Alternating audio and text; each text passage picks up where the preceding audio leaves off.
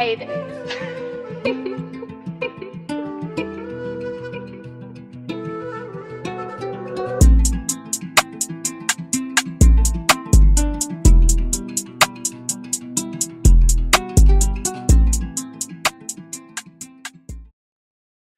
Monday reaction with Roni. It's Champions League draw day. I will, in today's show, be looking at yesterday's fantastic victory for Arsenal over Brighton. I thought we controlled the game in total.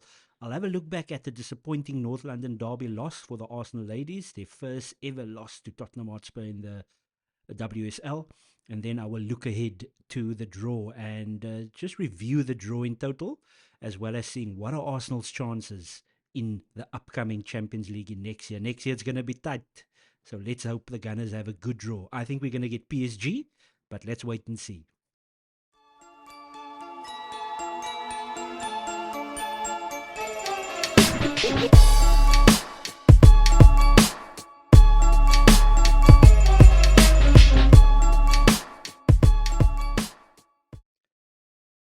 Arsenal 2, Brighton and Hove and Albion 0. Brighton Munich, as they like to call themselves. A fantastic display from Arsenal. I thought we were exceptional on the day, and it's kind of getting to a point where it's pointless to discuss Arsenal's ability to score goals. I thought we should have scored a number of goals in this game once again. It's quite similar to the Lens game, and it was similar to the Sevilla game, and similar to the Wolves game recently at home. We are so solid. It looks like the team won't score against us. They maybe have one opportunity, which Brighton did have in this game with Pascal Gross. But it was a very strange display from Brighton. I know they had injuries, but when I looked at their bench seemed a little bit stronger than Arsenal's in terms of the names that they had there that can come on and make a difference. But Arsenal didn't allow them anything. The way that we pressed was absolutely superb. I thought we were absolutely exceptional in everything that we did, other than scoring the goals. The first half, we controlled things. We pressed them quite high. We forced them into little bits of mistakes at the back because they like to play out from the back. A lot of things are similar to Arsenal and Man City in the way that they play, the way that they approach the game. And obviously, Ferguson didn't have a sniff up front. Even Pedro when he came on in the second half as well. And then there's just obviously a couple of things that I thought Arsenal could do much better. And part of it was Mr. Saka against Mr. James Milnerton, as I like to call him. I really thought that he should have been booked. It was, again, frustrating from the referee as well, where you can understand why Ben White was given that yellow card, because Matoma is extremely fast, and obviously it was close to the halfway line. But there's a lot of space between the halfway line and the goal. So you can look at it as a professional foul. There's other teams that does it and then they don't get yellow cards. But in this case, the first foul that Arsenal basically made, that was borderline yellow card, was given, and it was not the case with Mitoma at first and Milner. Two different occasions not getting booked. Sometimes the referees, they go for, you made 1, 2, 3 fouls, and then they give it. And then I do understand in why Ben White was given the yellow card. I just don't understand why Mitoma and Milner wasn't booked earlier. And with that, it obviously creates issues, because that's the side where they try to double up. Now, under normal circumstances, Brighton don't double up on teams, but funny enough, in this game they did. But Arsenal still were able to create really smart opportunities for themselves. Uh, so I was totally happy with the entire starting lineup. Obviously, Raya in goal, he had one or two moments. I would say one really weird moment where he was catching a ball, obviously up in the air, grabbing the ball, and then, yeah, the ball seemed to not have been caught by Raya only on the second occasion, and then it just looks like it's unnecessary things, just giving you a bit of a heart attack. But yeah, he didn't really have much to do, in all honesty. There wasn't any big saves that he needed to make. I do know that Gross, late on, before Arsenal got their second goal, had the opportunity, and it was a really good opportunity for them to score, and it would have been a very different game if they did. We don't know if Arsenal would have gone to score straight away after that, because we actually did end up scoring to make it 2-0, but the goals does change games, and Arsenal didn't take the opportunities. But yeah, so in goal, Raya, of course. Ben White had a very good game from an attacking standpoint. Wasn't really put under pressure by Mitoma, which was very surprising. Mitoma is somebody that I really like and causes us all sorts of problems whenever we play Brighton, but he didn't give us any problems. Adingra didn't give Zinchenko problems on the left, so that was surprising to see. And then obviously Saliba and Gabriel were outstanding with everything that they had to do, which wasn't much. At the centre back positions. And then Declan Rice, man of the match again. What a superb display. Strong rumours that he was very, very ill. There's been a bit of a bug running in the Arsenal camp. And it was very, very good to see that he was able to. He obviously wasn't 100% if he had a bug, and he was apparently very ill yesterday, or Saturday in this case. Heading into the Sunday, however, a superb display. Lots of energy, running all over the place, playing as a 6, as a 8, and a 10 at times. And as a centre back when either Saliba or Gabriel was pushing quite high up the pitch. So he was absolutely superb, man of the match display. What a signing for Arsenal. We really have to get a big trophy just based on the way that he's playing and how he's still going to develop. And then obviously our left eight, Kai Havertz, a fantastic, once again, crucial goal. I thought he was excellent in his deals, his one-on-one deals, won most of them. Some of his passing can either look, he maybe takes the easy pass, at times, and which is the right thing to do for that left eight role. It's more the 10 that needs to do eye of the needle, so Odegaard in this case. But I thought he was totally exceptional. He missed a very good heading opportunity, which is weird because he's actually done well with his headed opportunities, scored against Brentford, of course. So that was strange for him to miss that. It was a very easy opportunity to score. But he didn't take that, but he did take the goal, the winning goal, the 2-0 goal. Well, you can, yeah, it basically killed off the game. You can't say it's the winning goal because 1-0 was the winning goal. And then obviously Odegaard was exceptional in every aspect of the game. There were so many blocks for his shots. So it's just that he didn't score. He should have had 2 or even a hat-trick because of all the opportunities that he created. He was fantastic in creating chances for Jesus and Saka, which they didn't take. And obviously Martinelli also had an opportunity from one of his amazing passes over the top because Brentford, in most instances, they were 3 at the back and then the fullbacks assisted as well. And sometimes the wide forwards, Adingra and Matoma, assisted as well. So they probably had Gross assisting the 2 centre-backs. So he was always there for a block. I can't remember, is it Van Hecken or something? Can't remember the Dutch name there at the back, but Dunk also had a fantastic game in terms of being quite strong in defense as well as blocking. There was lots of blocks from both fullbacks as well. So yeah, we were totally dominant and exceptional in our midfield 3, and then the wide forwards. Yeah, I don't know how to call it, better than Aston Villa, but still could have done much more with the opportunities that we had. I know there was lots of last ditch tackles from Brighton, and you have to give them credit for that. I thought they were good in that aspect, but we still could have done better. The front 3 each could have scored. Obviously Jesus did, but I thought Saka and Martinelli had good opportunities to score as well, where they could have done a little bit better. So yeah, the way that we are playing now, I'm very happy with the way that we are playing. We've obviously got the big game coming next Saturday, and hopefully this week we get to build upon that. I don't know if Thomas Partey is probably going to be the closest, maybe El Neni, in terms of coming back, because we didn't have a 6 on the bench. Jorginho has a foot problem. El Neni a hamstring, which could be anything from 7 to 28 days. So we don't quite know what's the situation with El Neni. And then obviously Thomas Partey, he hasn't been in full training. There's been pictures, old pictures of him in training, but there's only been probably the closest thing was him training indoors, doing fitness training. So I'm not entirely sure if he will even make the bench on Saturday. I personally think he will be either West Ham or Fulham, but maybe Arsenal can have him at least on the bench for Saturday. But maybe we don't need to rush him back because yeah, it's Declan Rice does two players in one, and we probably want to play Rice, Havertz, and Odegaard. I'm assuming that's going to be the midfield 3 next week, so it's going to be interesting to see even if he can make it, if he's fit enough to play some sort of role in the game. Will he actually play in any of the 90 minutes? So that's interesting. And then Jorginho is there for control as well. He's got a bit of a foot problem. And then El Neni, who was quite decent against PSV, but obviously going to Anfield is a completely different thing. So yeah, so despite the fact that we had no 6 on the bench, Jorginho, El Neni, and Thomas Partey all injured or with issues. Yeah, they're all injured. Hamstring, foot, thigh, hip. and probably carve as well for Thomas Partey. So yeah, that's a bit of a concern in terms of the fact that Declan Rice was sick. So I was a bit concerned that he might not make the 90 minutes, especially with the way that he was playing, but he was comfortable. He comfortably made it, and he was man of the match. So yeah, Arsenal go back on top. The Mancunians of Manchester Red has decided to help the Arsenal for once. You see, those that help themselves can help others in this case. And yeah, I thought Liverpool dominated again. They had opportunities, nothing clear cut. I thought maybe you can look at the Trent Alexander-Arnold opportunity as clear cut, but Man United had two really good chances to score on the counter. So a disappointing 0-0 draw for them there. There's lots of things that happened in terms of comments made after the game. Virgil van Dijk and Roy Keane. Virgil van Dijk feeling that Man United only came there for the draw.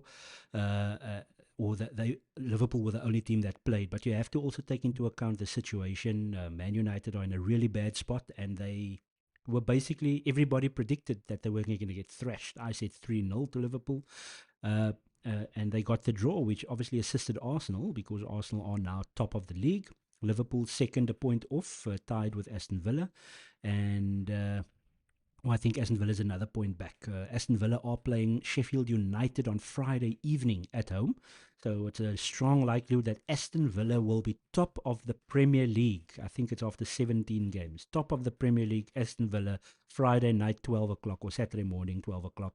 And then Arsenal play Liverpool at Anfield on Saturday evening, 7:30. So it's going to be a very interesting weekend. It's really tight. Manchester City are now going to the Club Champions League. They're playing Urawa Red Diamonds on Wednesday, actually Tuesday, and then they will play the Club World Cup final on Saturday. I'm sure they're going to win that. So they would then have missed their game. I think they would have hosted Brentford. So they will then come back to an away game whenever that may be, close to end of the year. So that's going to be interesting as well. So Arsenal currently top of the Barclays Premier League. I like to call it the Barclays because I'm old school. Yeah, I'm very happy about that. My next video, or my next segment part of this video, will be the Arsenal ladies' disappointing loss in the North London derby. And then I'm going to have a third segment in the Monday reaction today where I react to the Champions League, which is going to still take place in the next hour and a half or so. So I will still make a video added onto my Monday reaction. Come on, you Gunners. Top of the league again.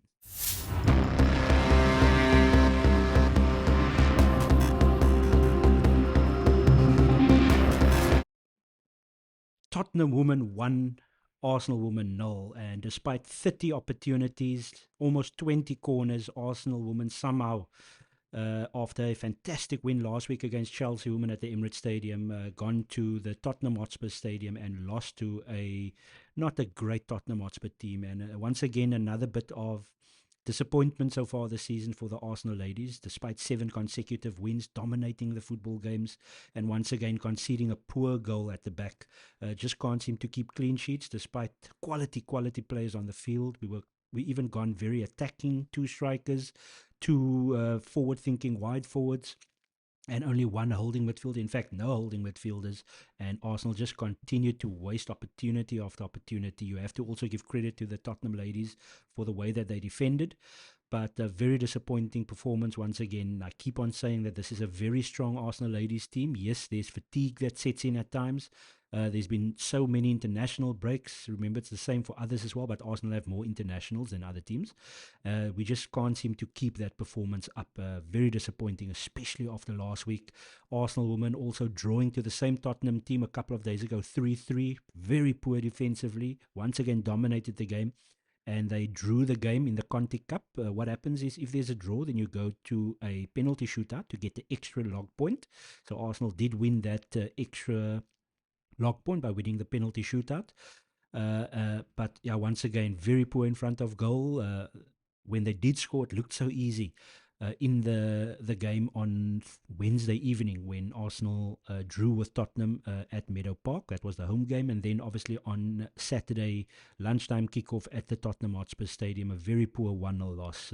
Very, very disappointing. And then that just means that Chelsea, who went on to beat Bristol City yesterday, continued their lead of the WSL. Obviously, it was tied with the better goal difference from Chelsea, so they already have a better goal difference, and then they gained another 4 this weekend after losing 4-1 to Arsenal last weekend. So it's almost like if that game is now gone. We thought it was going to be a psychological situation for Arsenal. Maybe it will be later on in the season, but yeah, Chelsea continued to comfortably beat other teams. I think Chelsea scored 7 against Tottenham not too long ago.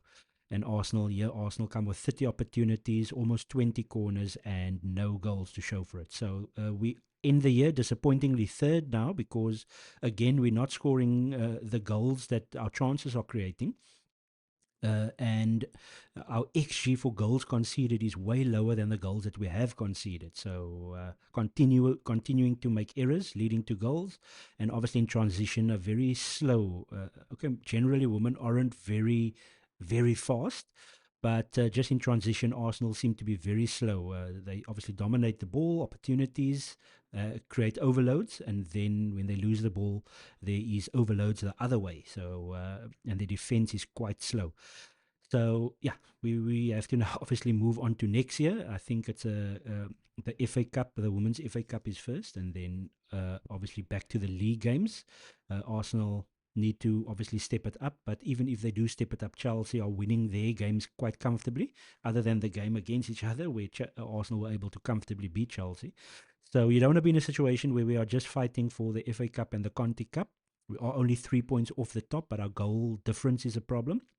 Man City is also above us with goal difference now, and we've got plus 14. So we'll wait and see what happens in the new year. There might even be more changes to the squad. It's quite a big squad.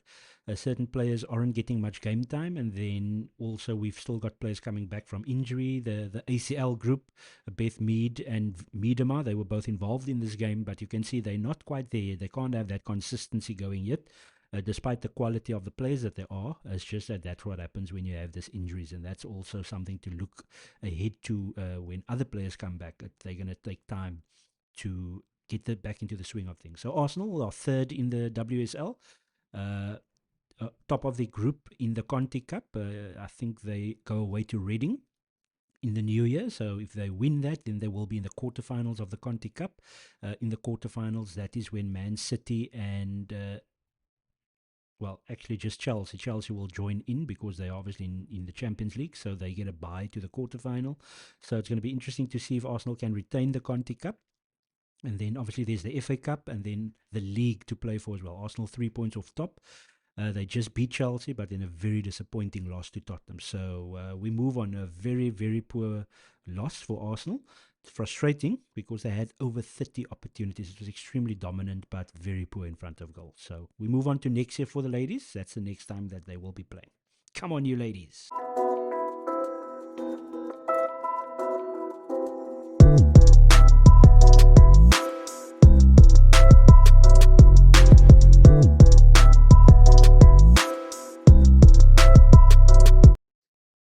The Champions League draw has just been completed, and a quick reaction from me. I'm Roni for the Gunning Truth.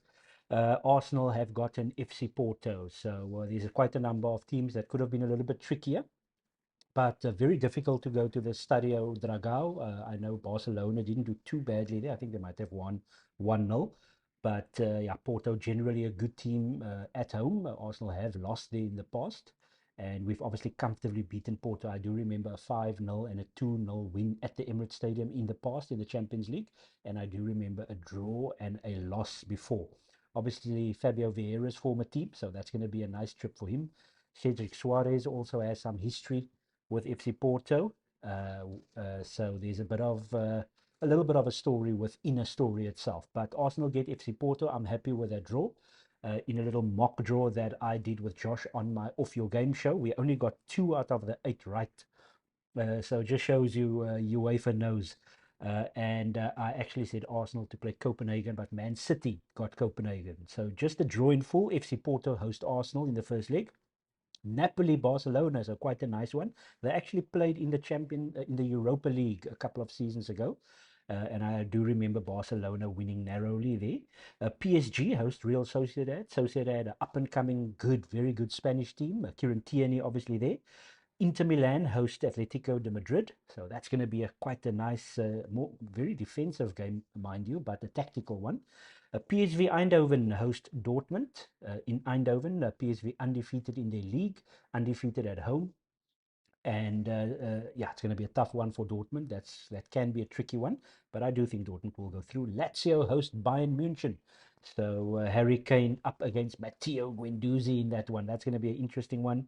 And then disappointing but not surprising, Copenhagen host the Mancunians of Manchester Blue. Man City going to Copenhagen just like Man United did.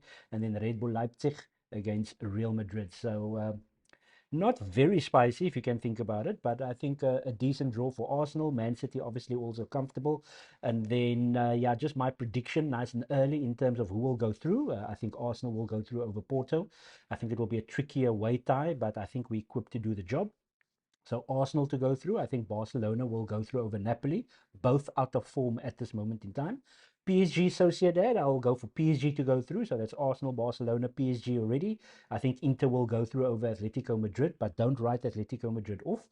I think Dortmund will go through to the next stage for in the quarterfinal over PSV. I think Bayern, Man City, and Real Madrid will be comfortable. I think if they avoid each other, that will be three of the four semi-finalists.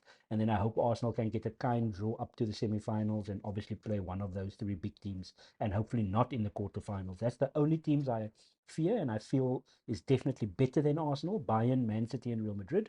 And then obviously the likes of Dortmund, Inter, PSG, Barcelona could be tricky ties in a quarterfinal should we get to that stage. But I think Arsenal will go through. These ties take place 13 and 14 Feb.